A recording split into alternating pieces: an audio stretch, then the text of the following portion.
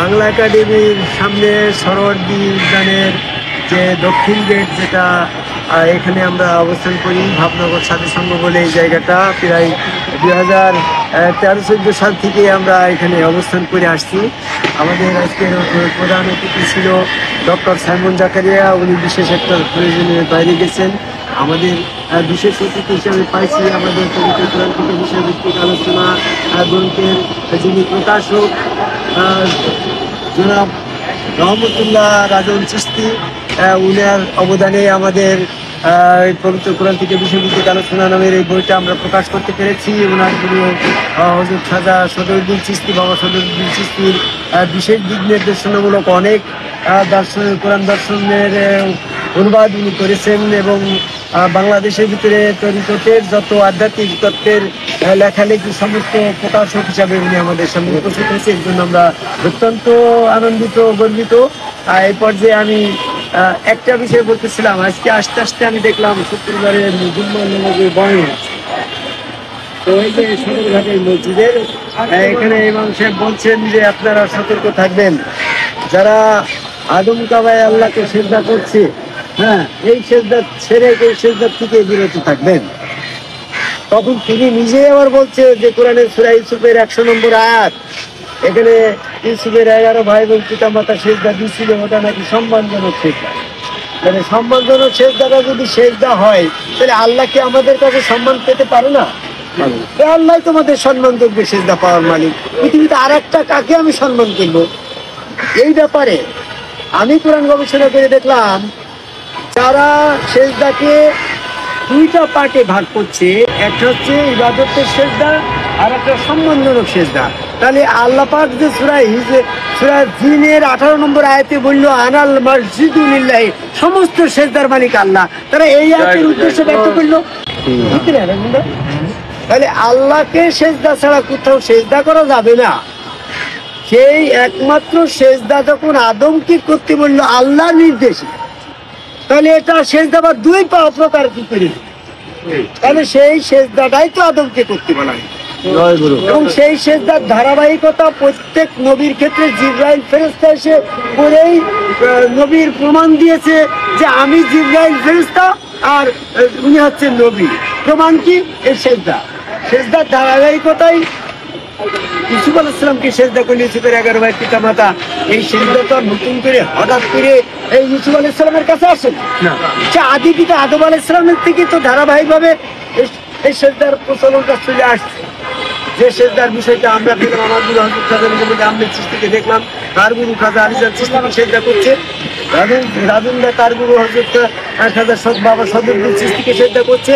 আমাদের সেই বর্তমান জনপদে এই ধারাবাহিকতা তো আদম সিজদার থেকে চলে আসছে, এটা তো নতুন কিছু না। এই আয়াতগুলাকে যারা ব্যর্থ করছে তারা কারা? যারা বর্তমানে আদম সিজদার থেকে বিরত আছে, নিজে আদম কাবায় আল্লাহকে সিজদার থেকে বিরত আছে এবং মানুষকেও এই আদম কাবায় আল্লাহকে সিজদার থেকে বিরত রাখছে, তারা আদম সিজদার আয়াতের উদ্দেশ্যগুলো ব্যর্থ করার শামিল হয়ে ব্যর্থ করার চেষ্টা করছে এবং ব্যর্থ করার দায়ে তাদের জাহান্নামে যেতে হবে।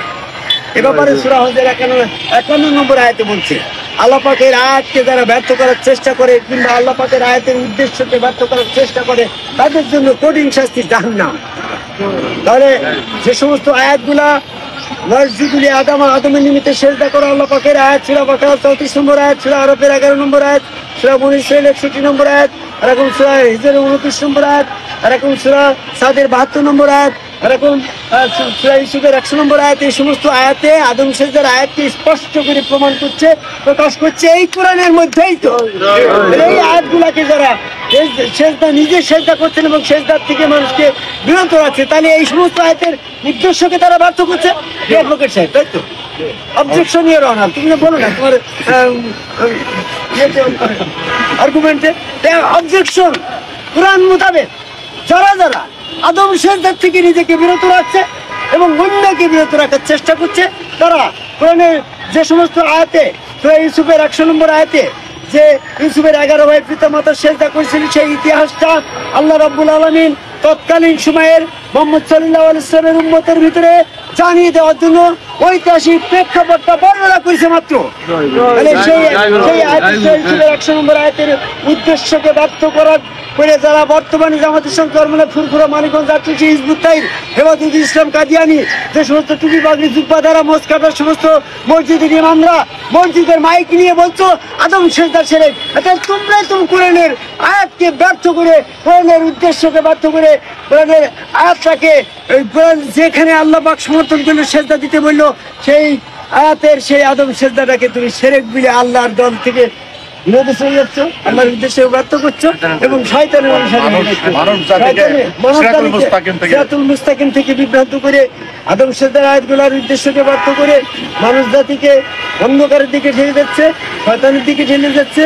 তাদের পথ পরিত্যাগ করে আদমকাবাই সেজদাকারী একজন সমগ্র রসুলের কাছে আয়াত গ্রহণ করে সেখানে সেজদা ভক্তি দিয়ে আদম সেজদার আয়াতের উদ্দেশ্য সার্থকতা করে নিজের আয়াতের উদ্দেশ্যকে বাস্তবায়ন করার মাধ্যমে মহাশাস্তির থেকে দোজখ থেকে মুক্তির আহ্বান করে আজকের এই 21শে নভেম্বর বাংলা একাডেমির চত্বরের সামনে দাঁড়িয়ে আমাদের ভ্রাম্যমাণ সাধু সংঘের পরবর্তীতে আবার যেন আমরা এই ভ্রাম্যমাণ সাধু সংঘের মাধ্যমে পৃথিবীর সকল মানুষকে আদম সেজদার দিকে আহ্বান করতে পারি, সে আহ্বান করে আমার কথা শেষ করে যাই।